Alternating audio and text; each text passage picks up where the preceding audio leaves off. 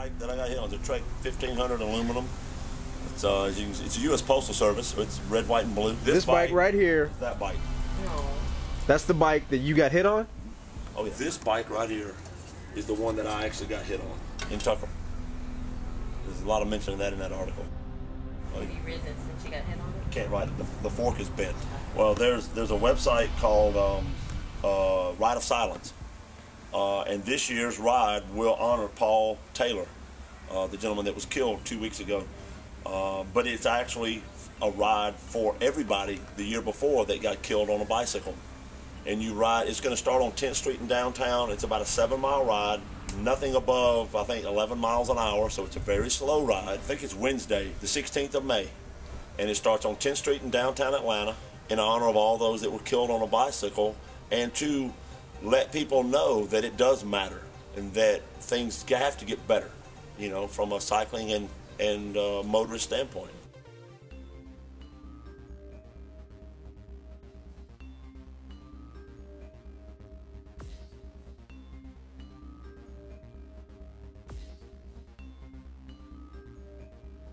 My name is David Matthews. My occupation, I'm a professional tennis player / instructor. And my favorite hobby is tennis. My second favorite hobby is cycling.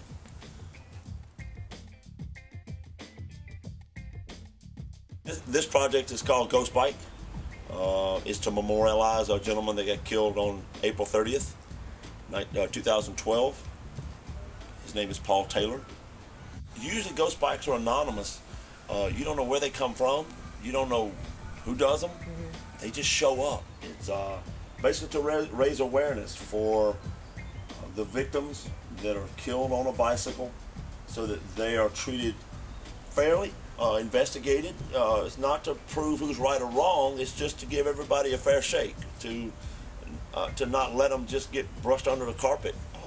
Just because they rode a bike doesn't mean they were wrong. You know, like I said, it's not just really to find guilt. It's just to have fair treatment of everybody.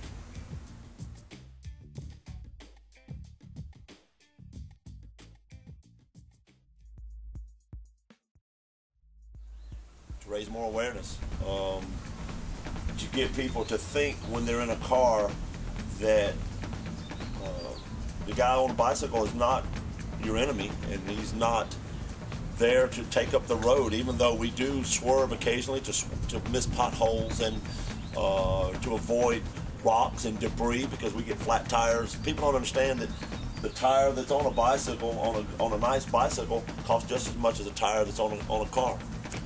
I think they said in the last 2 years there were 26 people killed in New York. 2 people were prosecuted. And that doesn't even count all the people that didn't report accidents that were possibly killed or injured badly on a bicycle. It's not the fact of who was right, who was wrong.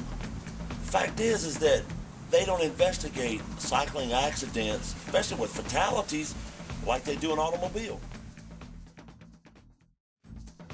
There's a 3-foot law in Georgia. They passed it last summer. Every cyclist is allowed 3 foot of clearance. If you're going to pass a cyclist, you're allowed 3 feet of clearance by law. If you're going to pass as a car, you're supposed to stay 3 feet away from that bicyclist. You know, we are considered a vehicle too. I've been riding like 20, 25 years. I've been riding since I was 5 years old.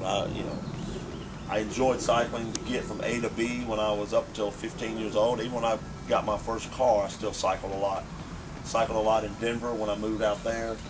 And I still enjoy cycling. It's something that gives you freedom, good exercise, obviously increases your length of life and quality of life because of exercise.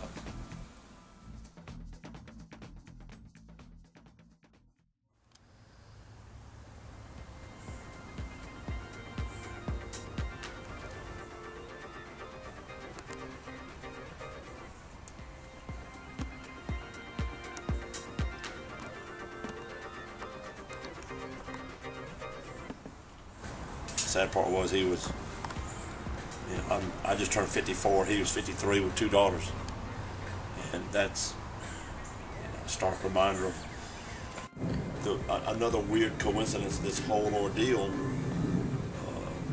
is that main key part that I was looking for, which is this crank.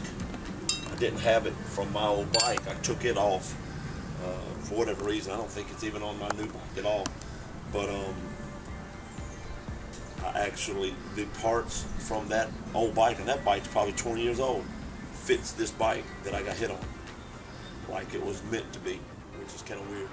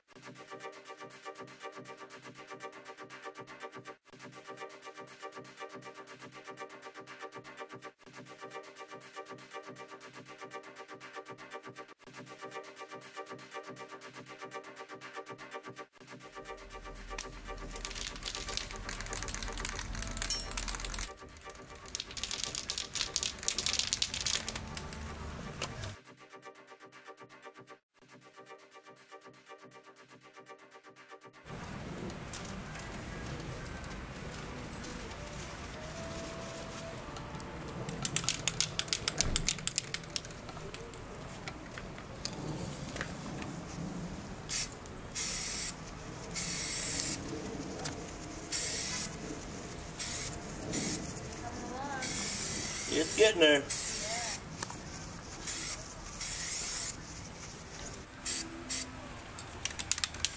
So tell me about the visit from our local Atlanta TV station about this. I sent out a request about a month and a half ago for people on our page to if they had some bikes they weren't riding or wanted to donate to the cause so I can build some more ghost bikes. And 2 people came forward, and I think I've got a third. I just have to contact him, but in that interim period, one of the ladies, Denise from I think Channel 5, Fox 5, sent me a Facebook message saying she wanted to get a hold of me and they were interested in doing a story. She saw that I was doing 2 or 3 more ghost bikes, and I'm hoping that one day they'll contact me so we can continue the process of making people aware of how much we need to do to make our roads safer, and because we all are in the same boat. A car still wins. Hopefully that happens in the next couple of weeks, but I'm not in a hurry. So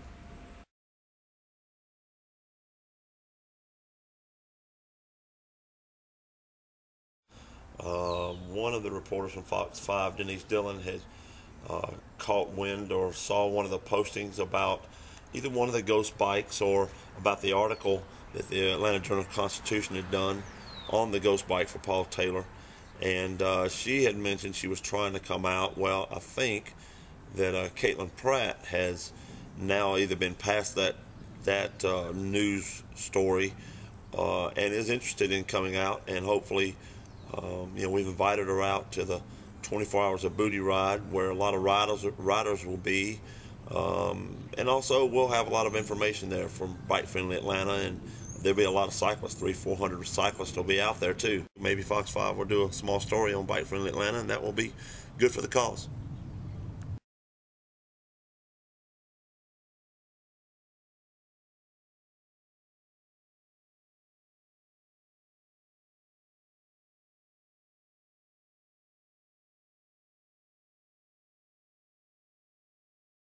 it.